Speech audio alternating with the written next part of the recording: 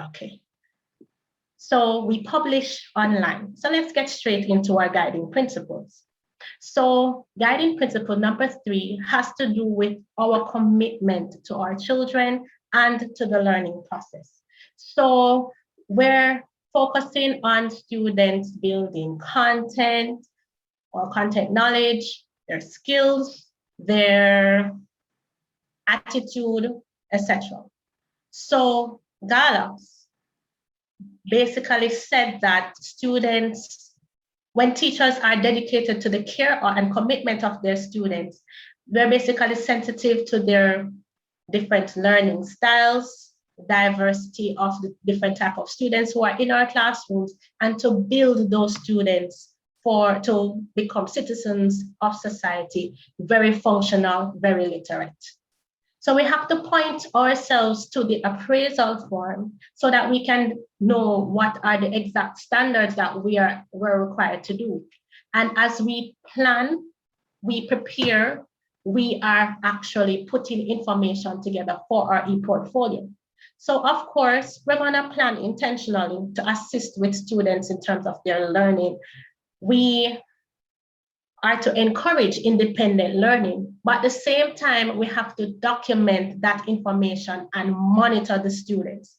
So it therefore means that we want to have them and hold our students accountable to produce greater expectations of themselves. You want them to grow. You want them to become citizens, yes, to function, but yet we don't want them to settle. We don't want them to be mediocre. We want them to move from point A and be more improved after they would have passed through our hands. So it therefore means that if we're adapting or when we're adapting our instructions to meet our students' needs, we need to document and monitor them. If we're using projects, for example, STEM projects, because I'm a science teacher, but we also use them in other disciplines.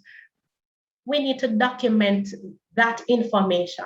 So the most important thing is that we need to take more photos of ourselves or documenting our work, our plans, and putting it into our portfolio.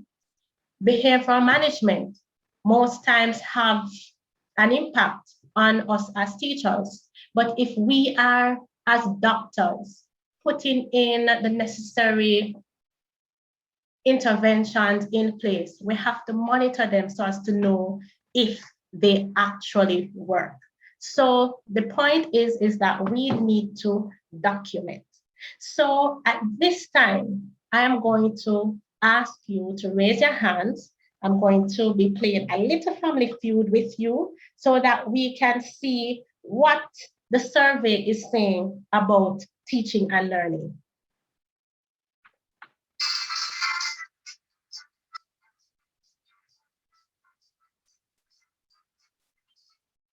All right, so here's my question. And please use the raise hand function so that I can see when you're answering. What are examples of artifacts that can be included into our e-portfolio for guiding principle number 3 based on what we just discussed?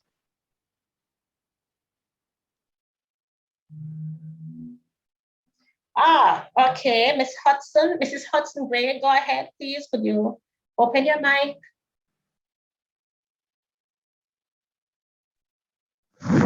Evidence of students' work or evidence of us capturing ourselves, managing our students better.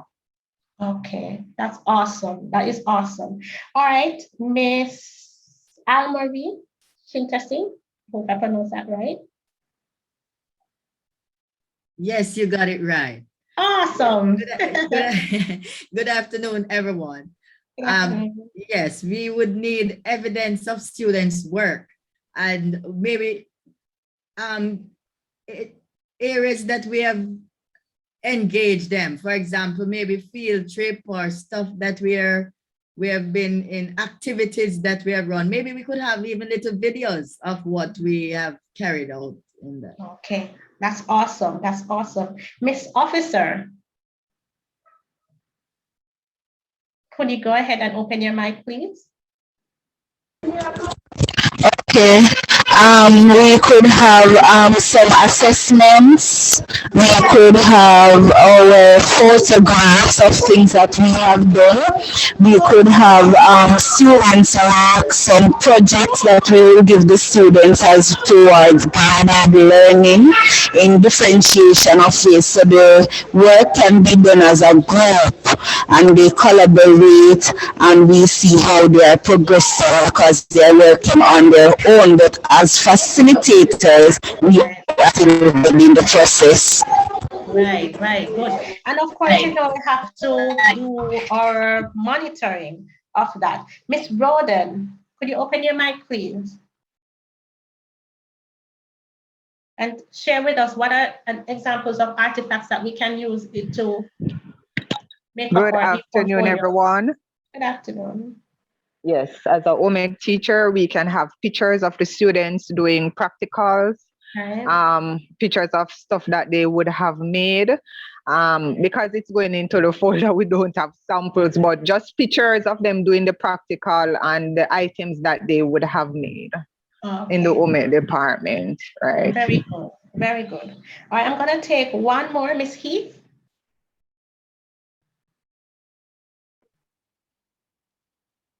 Okay. Good afternoon, colleagues. Good afternoon.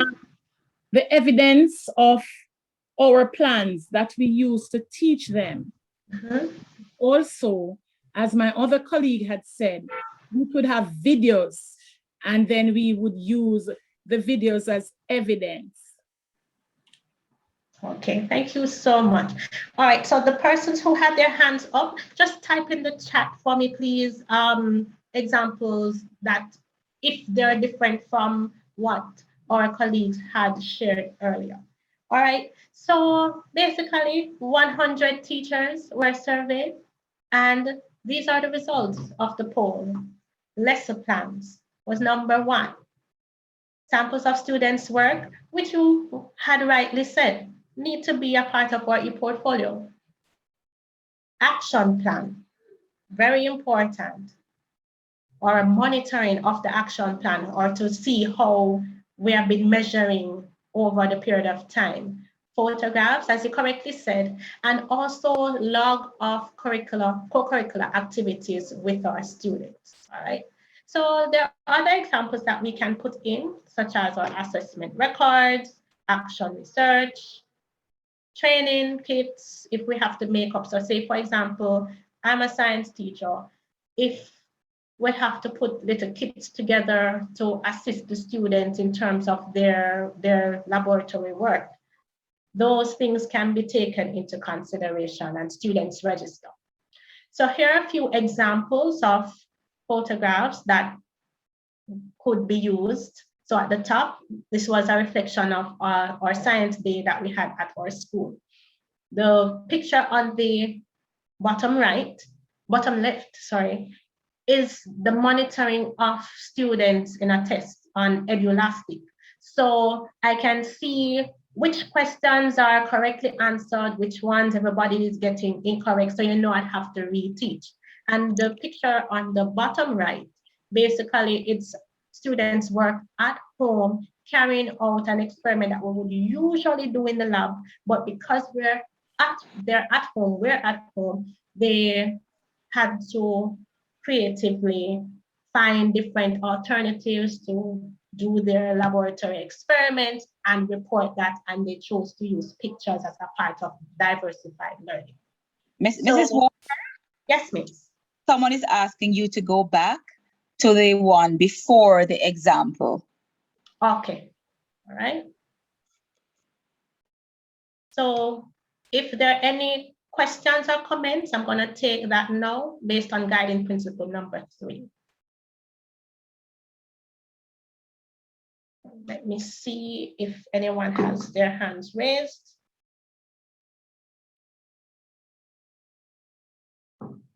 Okay. All right. Yes, Mrs. Newland, go ahead, please. You could open your mic and speak. Okay, good afternoon. I think it's the slide before this, the person was asking you to go back to. This one? Yes, thanks. Oh, well, okay. This is my game, you know. This is my game. All right, nonetheless. All right, that's fine.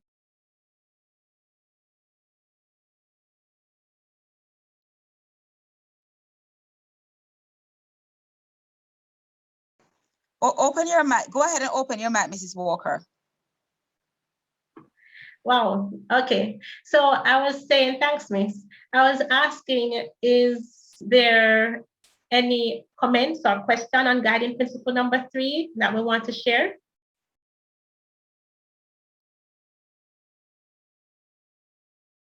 Okay, go ahead, Miss Chambers.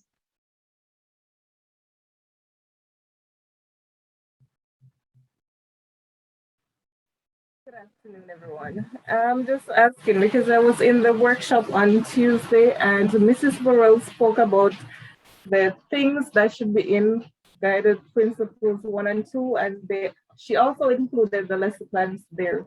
So I'm kind of confused why I would have to put it back in principle 3 also. Could you just clarify that?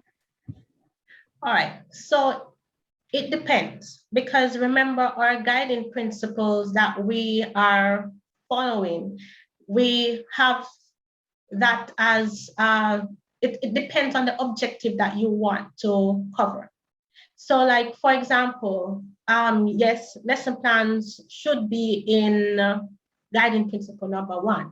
But what if you have a plan or a section of the plan or a reflection of the plan that shows how you would have monitored students' care, or to show that you would have done some sort that it matches up with guiding principle number 3, then you can use it as an example if you so desire to.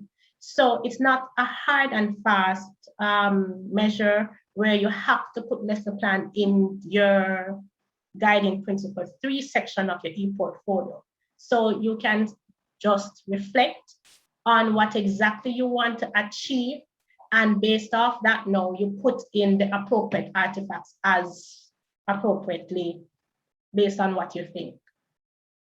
All right, so we're not contradicting each other per se, we're just saying that lesson plans can be placed in guiding principle 1.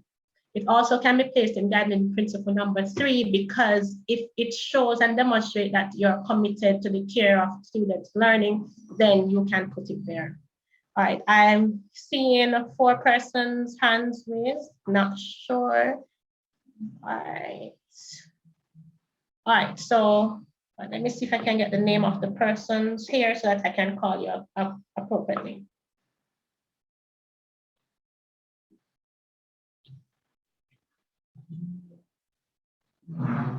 Hi, good afternoon.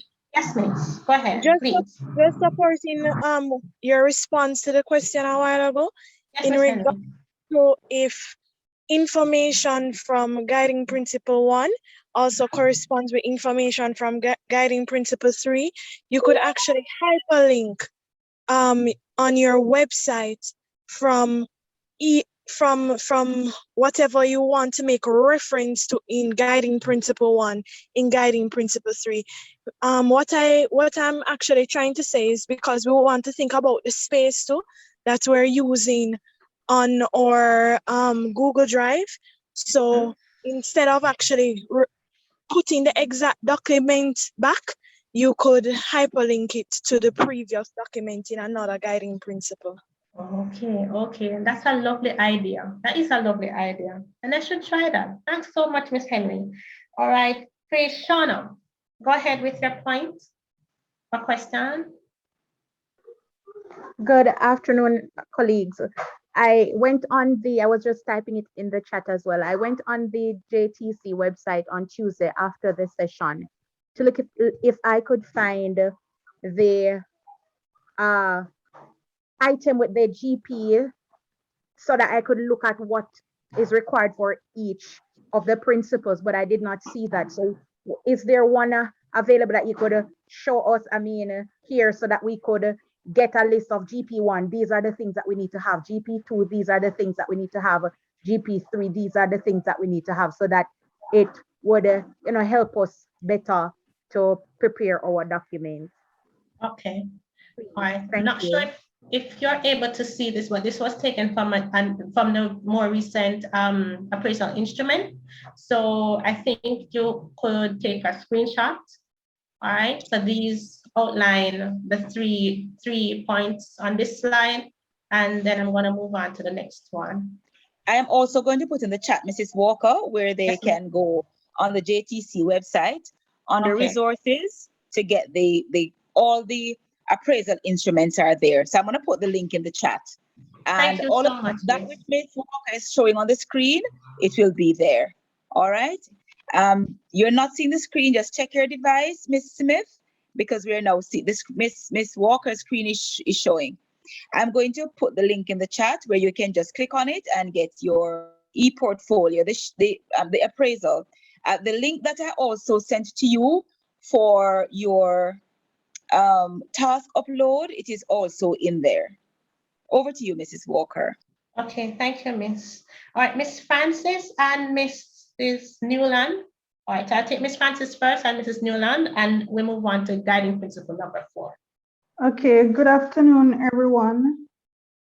I would like to know where in the portfolio we put the reflection. And also, I'm not seeing the link to that I was told is in the chat. I'm not seeing the link. Okay, just be patient. You'll see the link coming shortly. All right, for the reflection. All right, it depends. There is no hard and fast rule.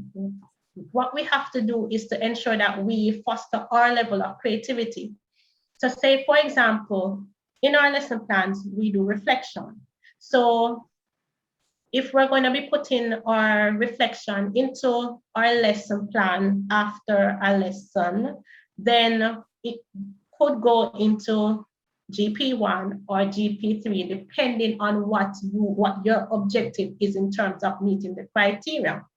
You could also put a little note, because you don't just put pictures into your portfolio without describing what it is, where it happened, who is involved, not the names, no, but just general information, because we don't want to expose our students and we need to have the info, what their names anonymous, or we need to ensure that the information that we have is kept confidentially.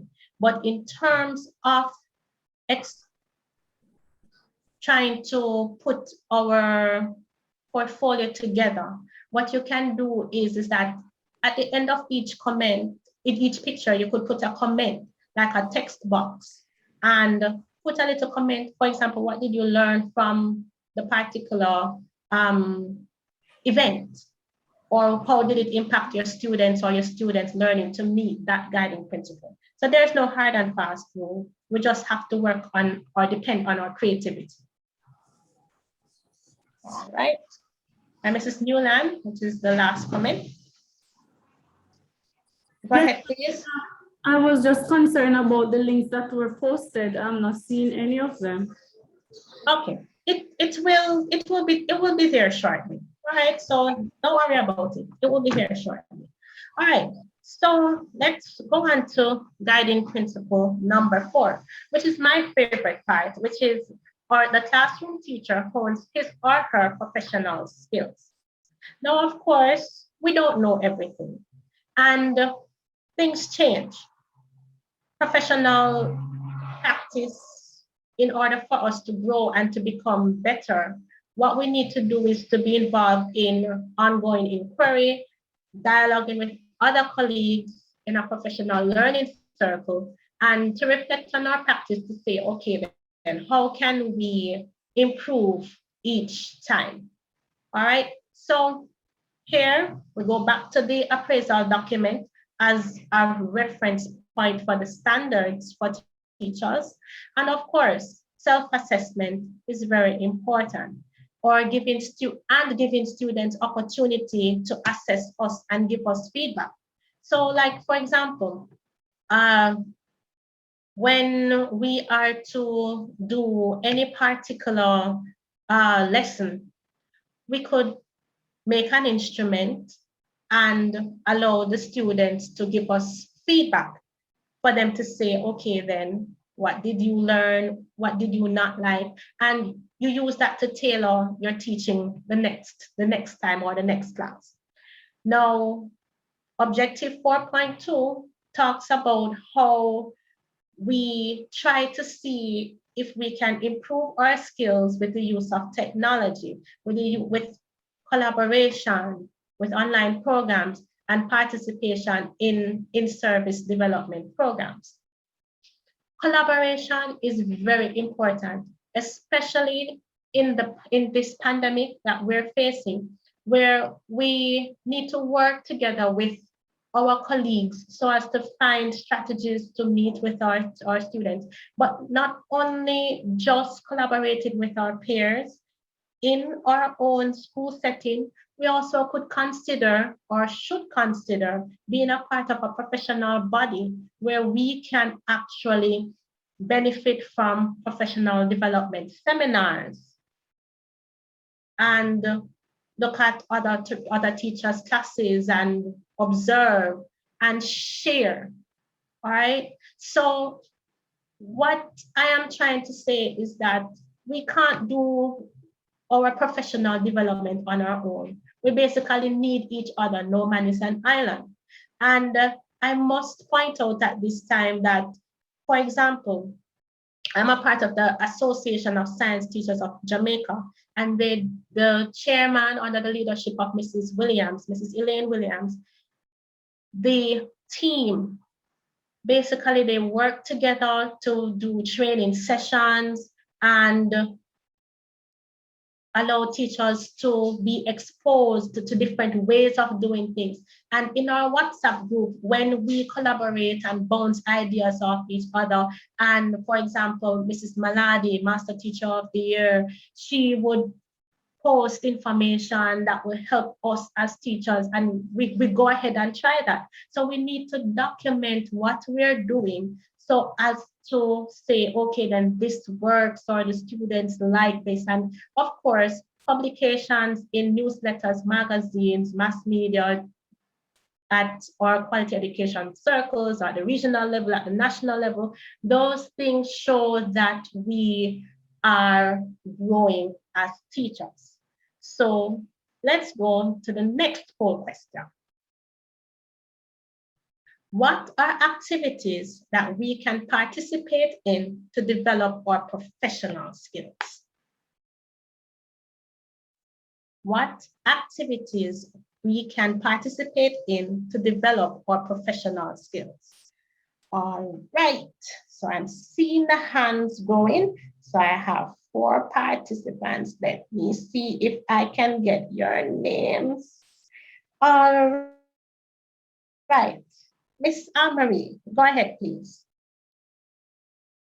Okay, we can have staff development seminars. Right. We can also share in association functions and presentation online workshops and stuff like that. Good, nice, nice. Miss Smiley, could you open your mic and share, please?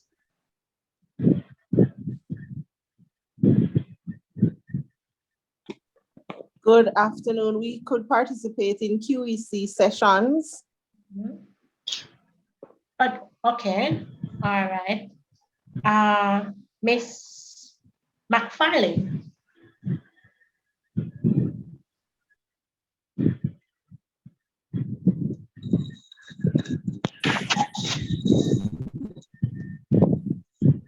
Hello. Yes, we're here. Yes, I'm ready. Go ahead. All right, you could have copies of your lesson observation instruments. Okay. All right. Why would you say that, though? Just putting on the spot here. Whatever you are going to use to teach a particular lesson, you would have some form of evidence to show, yes, that this was done. Right, and it shows your growth and development as a teacher. Good. Like, for example, a checklist or something like that. Mm-hmm. Yes, yes, nice. Mr. Harding, it's great to see you. Could you share with us what activities you Yeah. would put in? Right. I'm thinking that we could participate in short-term courses Okay. organized by, say, DTDI or even JTC, like what we're doing now, Right, right. of further studies, moving from masters to perhaps a PhD or something of that sort. Yeah. Oh, that's good. That's good. All right, Mrs. Evans. Good afternoon. All right, so I was going to say, as the gentleman a while ago, short courses, but we can also do personal development sessions in-house where we learn from each other. Yes, that is so important because, Mark, we are experts in our field. And when we share, I was thinking about that. Let me try this and so on. And we might be surprised the amount of ideas when we bounce off each other and collaborate with each other, how we move from not knowing what to do to finding solutions to the various challenges that we're having. All right, so I'm gonna take the last two, Miss Roden and Miss, oh, this is difficult, Johnson. Good afternoon again. Good afternoon, Miss. Yes. Before COVID, again, as a food and nutrition teacher, OMEC teacher, there was the art upskilling program where you could travel to America or in Canada, where you go and you sharpen your skill. And as Percy said, the online training from JTC, Jamaica Teaching Course, right? And also Google, going to see what new, for example, if you're using like Google G Suite and they have upgrade or put something new, you can go and watch a video. These are normally constantly being done. So you can sharpen your skill and know how to use the upgraded apps. Okay, thanks very much, Ms. Roden. But I want to add to your point that we have to ensure that what we're doing is documented. The evidence that we are doing, that we are trying, that we are executing, that we're implementing, right? So, Ms. Johnson, go ahead, please.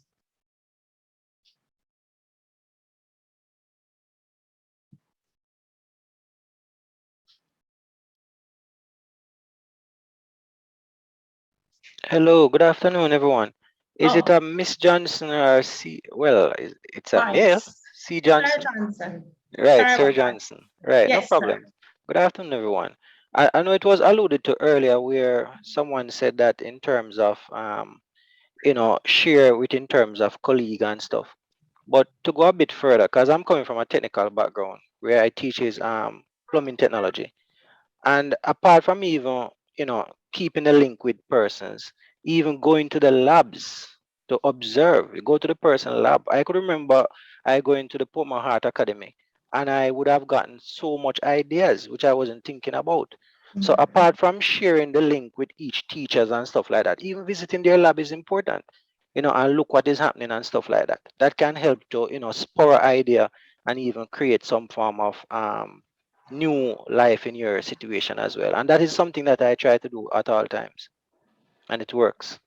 That's good. And thank you very Okay, much, Sir thanks much. Johnson. And Okay. the thing is, for example, yesterday, the Scientific Research Council, they put on a science series. University of the West Indies, they are putting on a science series. I'm a science teacher, so I try to follow these things. And when they post the information, when we attend these seminars, what happens is that those light bulbs start to flicker. I can do this in my classroom. I can try this. I can contact this person. I can link up and say, okay, then, all right, let me seek this expert, but I don't know where to find them. And then you end up going to a workshop, a seminar, or a training session and see the very persons who you were thinking of and saying, all right, then I could invite this person to my class. I could invite this person to my school as a whole school approach. All right, so 100 teachers were surveyed, and they were asked what activities they could participate in to develop their professional skills. And we got the top answer. So yay! All right, so answer number 2, being a member of a professional body. There's the Jamaica Teachers Association. There's the Association of Science Teachers of Jamaica. There is, I know that there is a body for social studies teachers. I can't remember the exact name right now, but if we can come together and join our heads, our hearts together, we can grow professionally and show how we have evidence to show that we are actually participating in these activities actively, not necessarily passively. All right, utilizing new methods, as Sir Johnson also talked about, when you seek the experts in the field, visit their labs and visit their facilities, and you yourself, once you get exposed, that you try that new method into your classroom that you would have learned, and you're doing good things.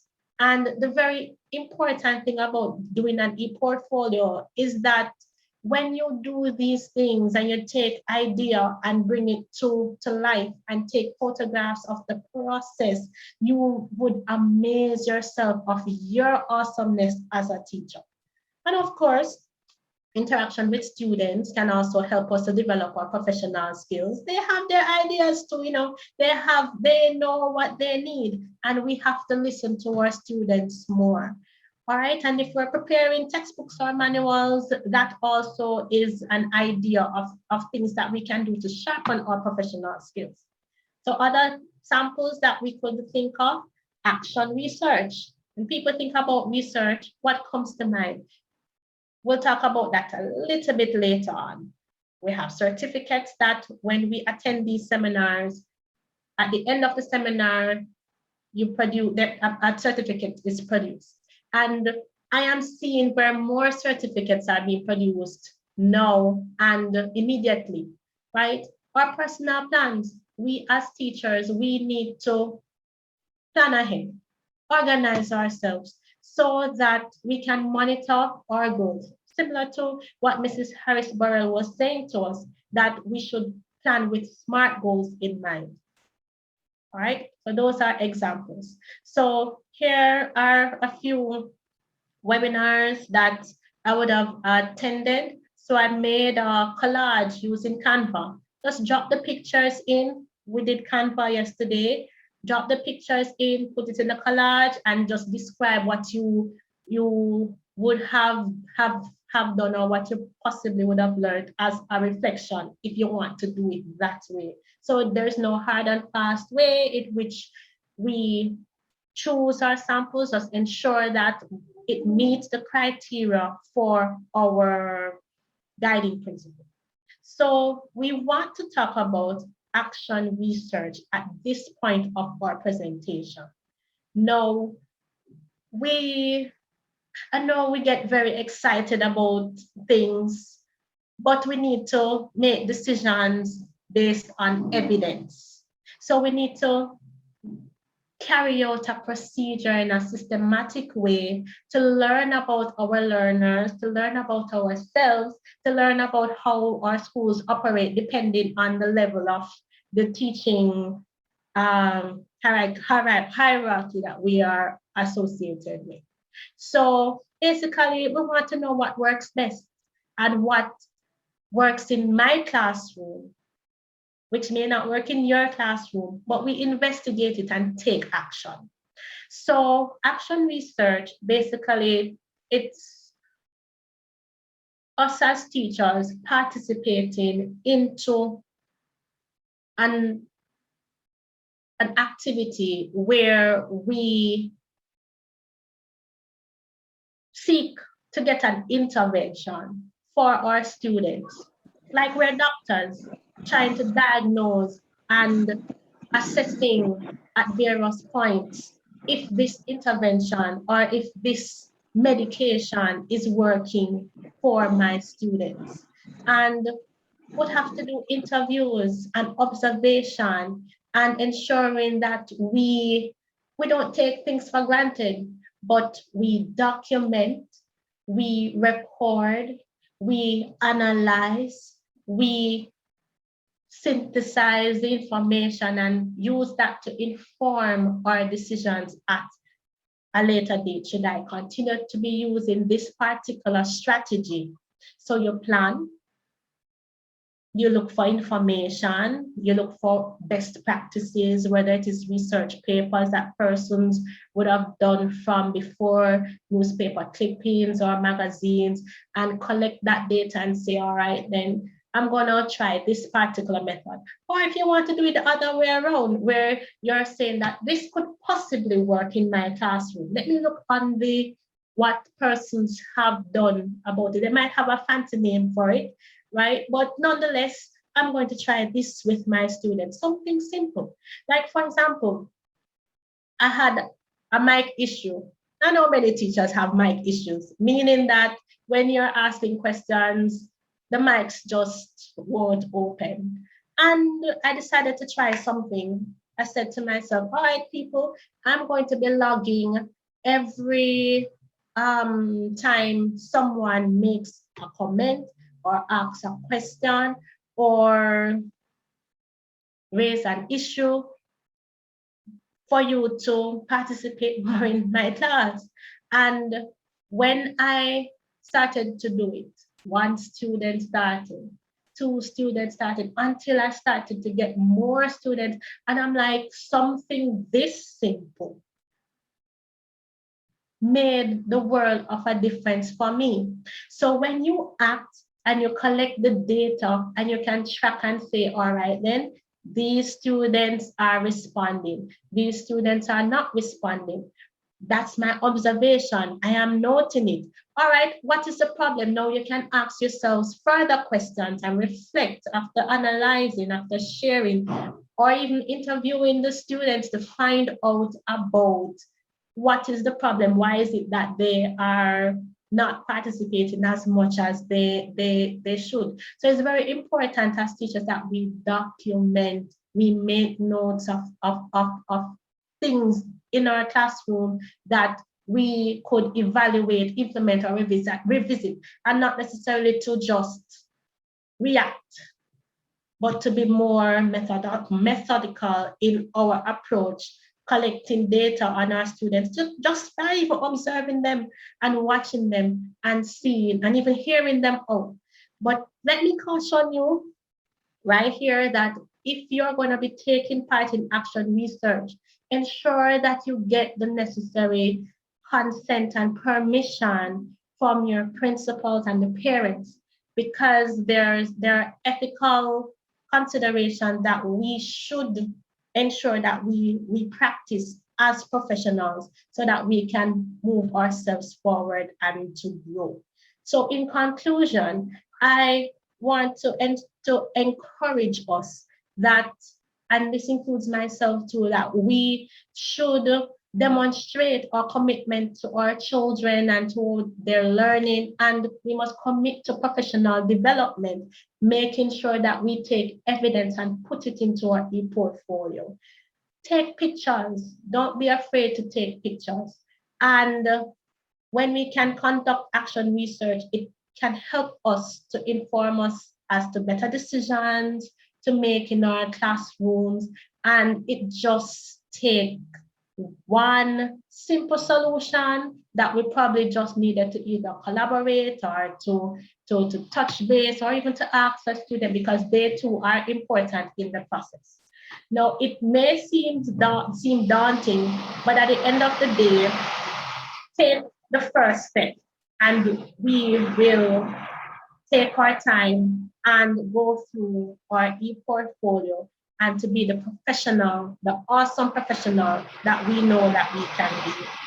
All right, so I have 4 participants who would have raised their hands. So I'm gonna take the first commenter question and we'll take it from there. All right, so I have Miss or Mr. Morgan.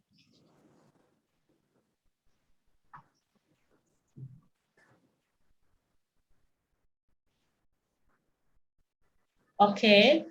All right, good afternoon, everyone. Yes, miss. All right, so my question is in relation to the form for step 8. There's a link that is there that we should upload our publish site, but that link is not working. Could you repeat that for me, please? On the form, the link that was given to the form for step 8, we're supposed to upload our publish site to that link. It is not working. Okay. Right, so I think we can check on that. So I can note I that. am doing that. I'm doing that, but Okay. I'm not sure. Would you have finished all the tasks already to upload?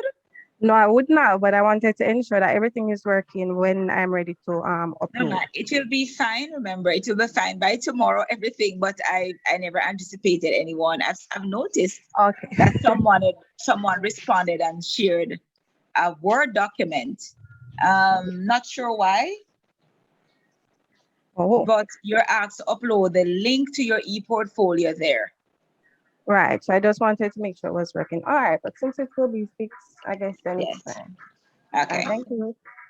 So let me encourage you to continue working on the e-portfolio. All right, Mrs. Graham, go ahead, please.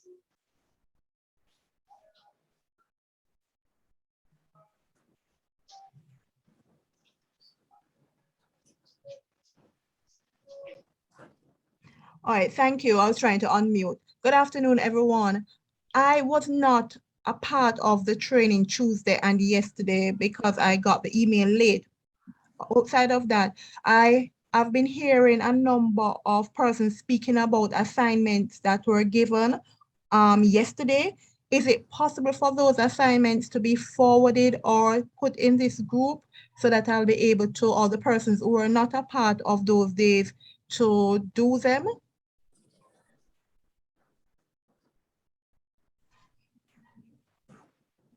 Mrs. Wellman, do you have a response for that? The tasks were just assigned today. They are not due until next week, Friday, after you would have gone through the 6 guiding principles. And yesterday, what we did was to do some practice on how to create the site. So again, this is not due until next week, Friday. So we want you to go through all of them. Then we're going to now look at the tasks together. I've put it in the chat today, so at least you have some idea of what is required of you, so you can ask any question, etc. tomorrow. Okay, thank you. You're welcome. Okay, all right. Ms. Brown, do you have a question or comment?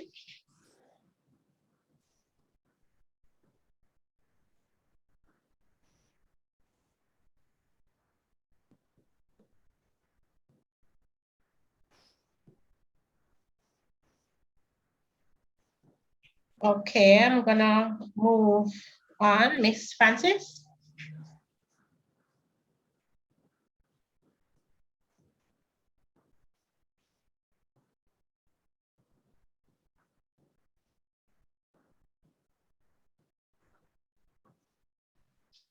Okay. Miss Walker? Okay, go ahead, Miss. Just a suggestion, you see, because things continuously type in the chat, and some of the relevant are supposed to be noted, they tend to be moving. So for the task information, I am just suggesting that after the nearing to the ending of the presentation, that a signal be made from Miss Wilmot that she's going to post them now, and we are to stop typing in the chat, because we have to be scrolling, and by the time you scroll and reach up there, somebody leak it out. So no, I don't have the link for the task, and I don't know which task was posted. All right, so we can try to repost the link for you to get it. I will keep doing that. I will keep doing that, teachers. Thank All you right? so much. And other Miss. persons are doing that. Thank you. Okay, I was just unmuted, so I have a chance now to speak. I was asking, as it relates to the consent, what if when the pictures are taken of the students actually engaged in the activity, what if their faces are not shown, and what if when you display their work, their names are not publicized? Do you still have to ask for consent? Wow. It would be good that if the students are involved, that there is some consent or protocol being done. Yes, yes, because you never know who can recognize from what you show. You'd want to have the parents' consent, especially when you're dealing with minors, meaning those under 18. You want to make sure that you have that consent. And we do not recommend that you use a student's name in there. You can use pseudonyms, but just to protect the students, by law, you are supposed to have the parents' consent. Mr. Harding?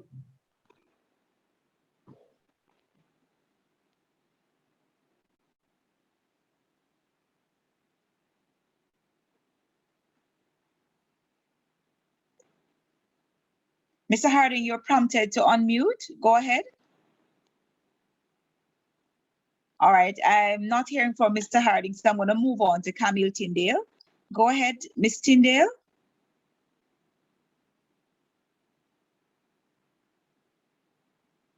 Ms. Tyndale, go ahead.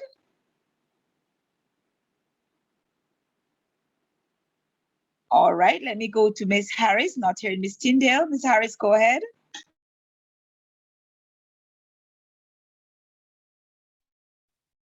Good afternoon. I wanted to just ask if this course now or these presentations, if they are in conjunction with the hybrid classroom or the SDC classroom.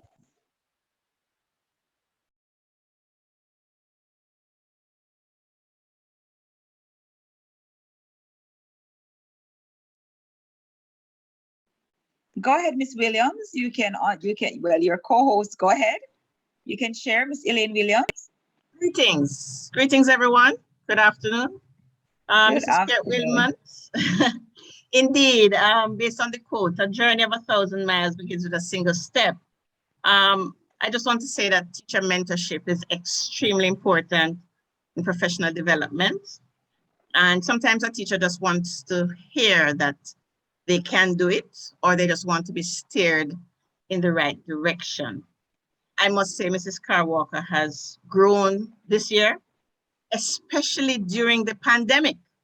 And so I would like to extend congratulations to you and to say, teachers, that you can do anything regardless if it's online, face-to-face. I saw a comment about still maintaining the folder, the physical folder. The good thing is that the e-portfolio is a continuous work in progress. So it makes it much easier to update. And then we don't have to worry about getting it perfect, the first time, because it is also part of professional development. And as we grow, as we create and improve on our e-portfolio. Thank you for this opportunity. Have a good afternoon, everyone. Thank you so much, Ms. Williams. Yes, There's someone in the chat who said that they didn't get a response to the question asked. Ms. Harris, I might have missed that question. A call came in when you asked the question. Could you be so kind as to, where's Ms. Harris?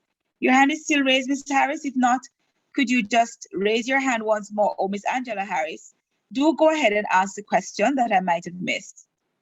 Open your mic, Ms. Harris, go ahead. Okay, good afternoon. I was asking the question if the e-portfolio assignments, if it is in conjunction with what we have been doing with the social distance classroom or the hybrid classroom. All right, so when we talk about the e-portfolio, we know that the appraisal instrument is evidence-based. And what we're encouraging teachers to do is to have the evidence of their work. And we're using the 6 guiding principles in the appraisal instrument to do this. So that's what these 4 days are about. And each day we look at 2 guiding principles. Yesterday, what we did was some practice work as to how we can actually create our site, and what Mrs. Burrell took you through and what Mrs. Walker is now taking you through are different guiding principles and the evidence that you want to put there. Now, Do we have excellent teachers in Jamaica?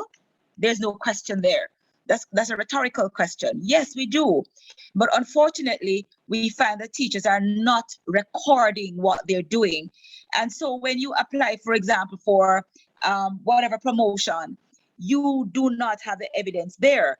Neither do you see this coming out in your appraisal at the end of a school year, because you are not putting down the work on paper. And now we're saying make it online.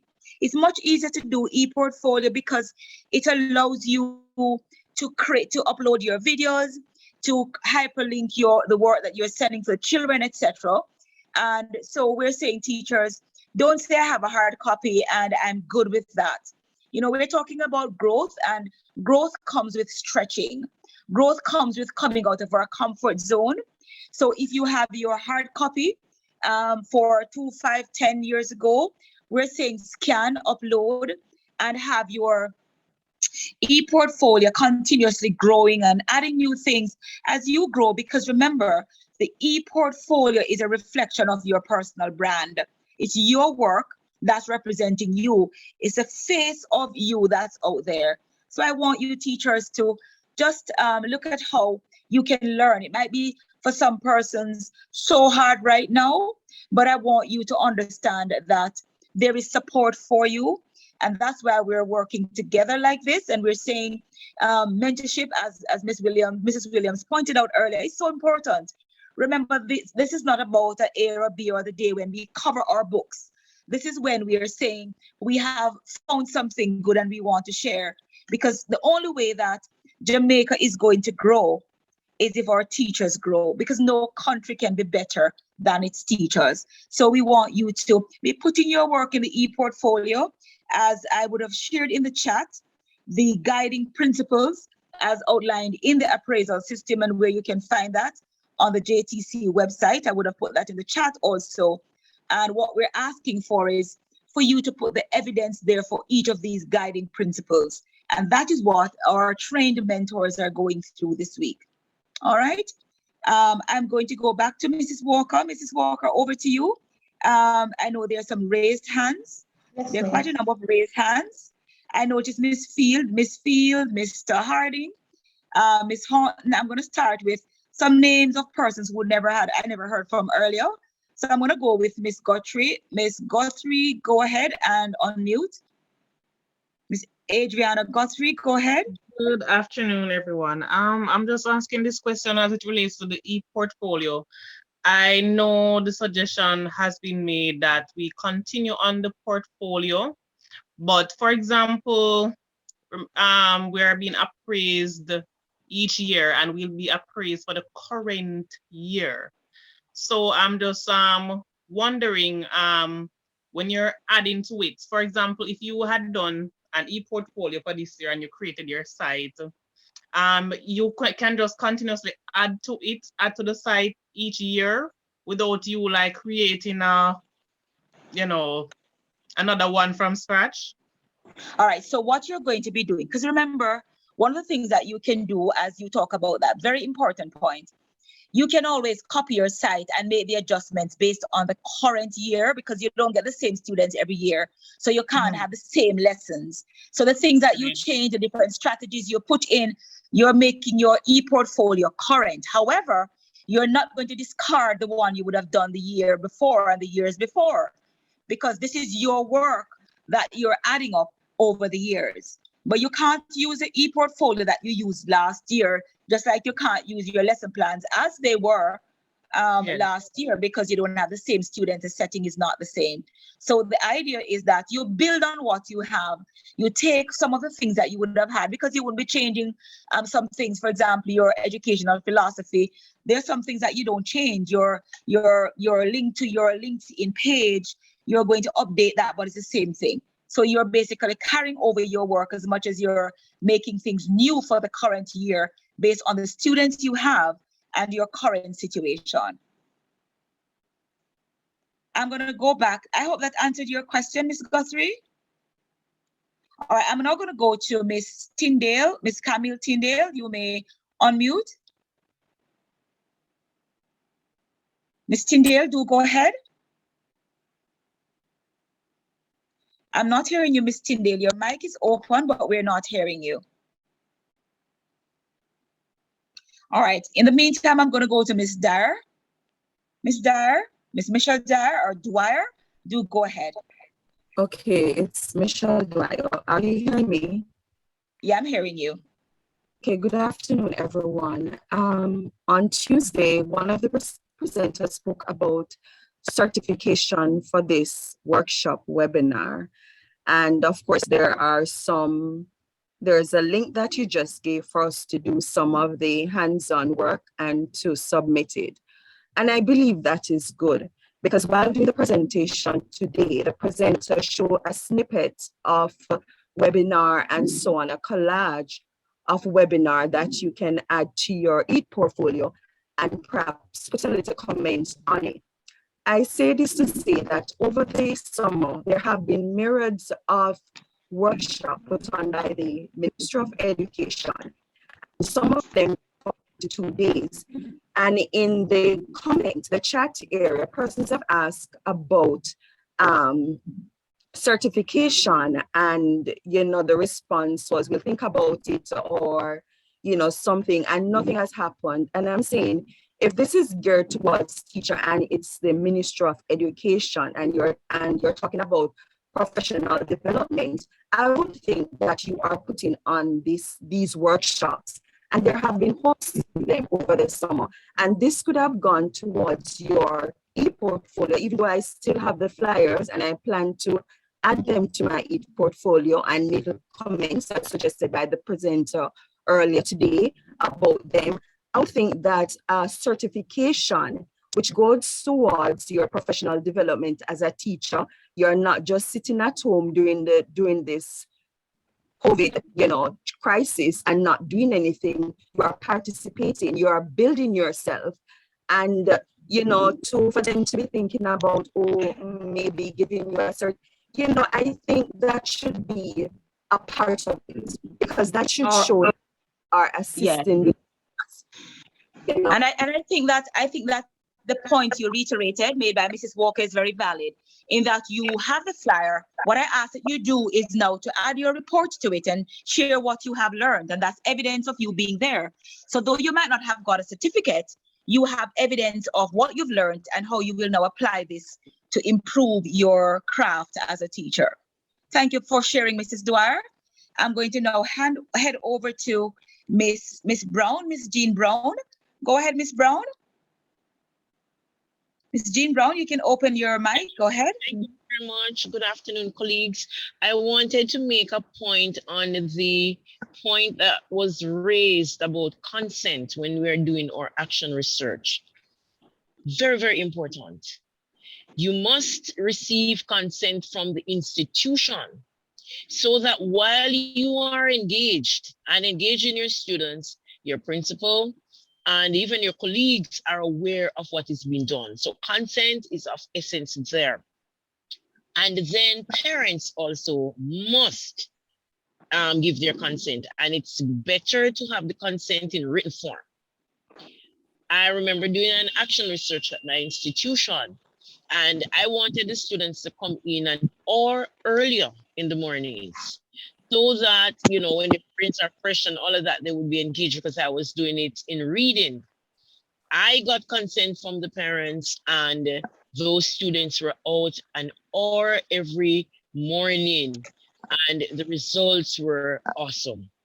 So please, colleagues, don't just say, okay, their names are not up there and their faces might not be shown. Get the consent still. It's of essence, and it is also legal. Thank you. Right, and you also, thank you, Ms. Brown, for sharing that. And you also will need this consent form in your research. All right, so it's important because it's a part of the ethical issues that you must deal with, and the evidence of what you would have done to get the permission. All right, I'm going to take another hand at this time. Go ahead, Miss Taylor, Richards Taylor Deborah, do go ahead. Thank you very much. Good afternoon. I want to find out if the presentation, the recordings, are the videos for Tuesday, and yesterday is yet on the YouTube channel because I went searching last night. So they're not yet up. Mr. Inararity, our web master, the teaching council will be posting them. They have been sent to him from the recording and he is working on them. I do crave your patience. I know that you're looking forward to them, and that is why we have extended the submission time to next week, Friday. So we get, enough time to go through them, look at the different tasks in our own time. We learn differently, different pace. And so they will be made available by the weekend. All right. Thank you very much. I do apologize. Thank you very much. My second question, last year, sometime, I think it was around about October, thereabout, we participated in creating Google Classrooms, and number of activities were done. And we were supposed to be certified. To date, I haven't All right, received. so read that. I'm going to ask you to communicate directly with Mr. Leslie, Davion, Davion.Leslie at moey.gov.jm. All right, and it's important that you are a registered teacher, and if you're not, then go to the tmis.jtc.gov.jm and ensure that you are registered. I'm putting that in the chat also. All right, and once you do that, then your certificate can be produced. All right, I hope that answered. As we run over to Johnson, Ratisha Johnson, please unmute and go ahead. We are running out of time, and I want to take 2 more hands just before we go. And I hope that all our teachers here will be in the session at 5 o'clock as we look at the master teacher, the prospective master teacher conversation that we'll be having. Go ahead. All right, Miss, the question that I want to ask is, you said something about, yesterday you said something about Friday. Miss Evans will be coming back to finish showing us how to maneuver the e-profile thing. I want to confirm that. Right, but you know what? We want you first of all to go and practice, and we're not going to go from scratch. We're building on what we did yesterday. So what you did yesterday, we want you to go and try and see what you can do, so you can ask the questions based on where you are not getting through. All right, so we will close off with that tomorrow. All right, you have thank been you. working on it. Wonderful. All right, thank you. All right, you're welcome. I'm going to go now to Mr. Green. Mr. Green, do go ahead, sir. You're prompted to unmute. Hi, good afternoon. I think I have 2 sir. questions now Yeah. after seeing something in the chat. So the first question had to do with the content of the e-portfolio or the Google site. So I don't think I have all my evidence prepared. I don't think I took pictures of certain things. So will I be penalized for that, or will my certificate be withheld if I don't have all my evidence to back up, the different sections of my site? That's the first question.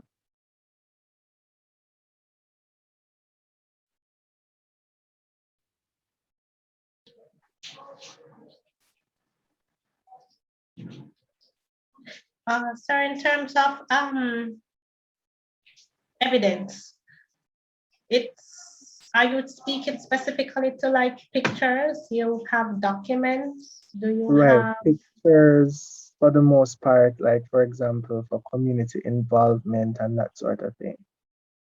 Okay, I believe that there are other ways in which you can creatively demonstrate that.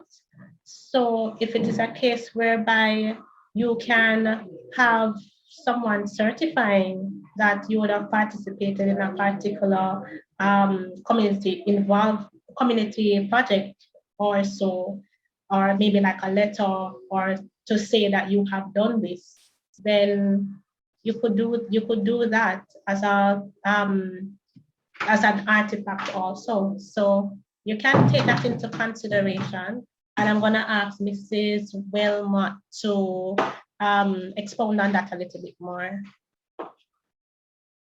Okay, thank you. So should I go ahead to the second question, or should I wait for Ms. Wilmot?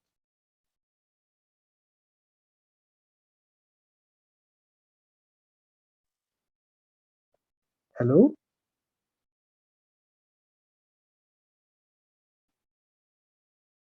All right, Sir Green. Okay, so as I said, in the meantime, you could identify or just brainstorm things that you can actually put in for the e-portfolio as samples. So it doesn't have to be restricted to photographs. Understood. Thank you. So the second question has to do with certification. Somebody mentioned in the chat, not sure if it's true, that you have to be registered to the JTC to receive a certificate for this particular webinar. Is that so? And if so, how do I go about registering? Okay, recertification specifically to this particular course, Mrs. Wilmot would be the best person to respond to that. However, in order for you to be registered, what you would do, you would go to the Jamaica Teaching Council website and you will see the teacher registration system. Give me a minute, let me see if I can show you where it is. That's best if I show you rather than tell you.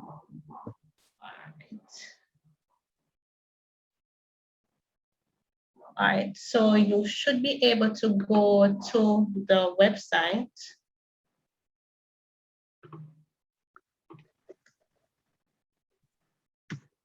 Jamaica Teaching Council.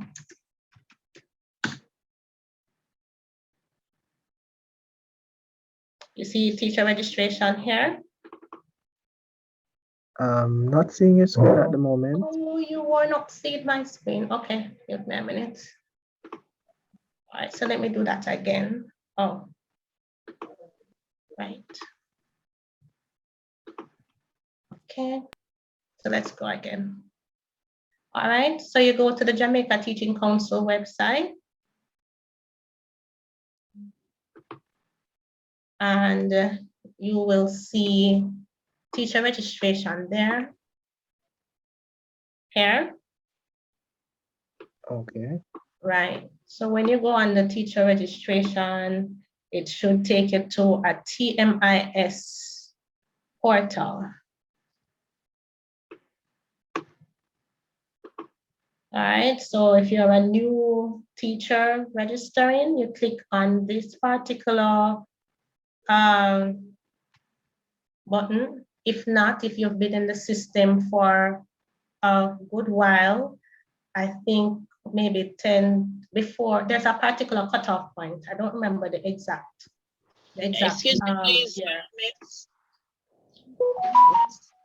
Presenter, Mrs. Wilmot is asking that you close off now owing to the type of inclemency in the weather. And she's asking you to ask Mr. I think it's Mr. Longmore, gentleman from the JTC, to have the final word. You are to make him co-host so he can finalize the presentation. Okay. All right. Okay, Mrs. Starwalk, I think I can take it from there. So thank you so much for that. So just follow the procedure here and you should be fine. All right, Okay. so ladies and gentlemen, I want to thank you so much for being patient with us in terms of going through guiding principles 3 and 4. So thank you so much for coming and take care of yourselves.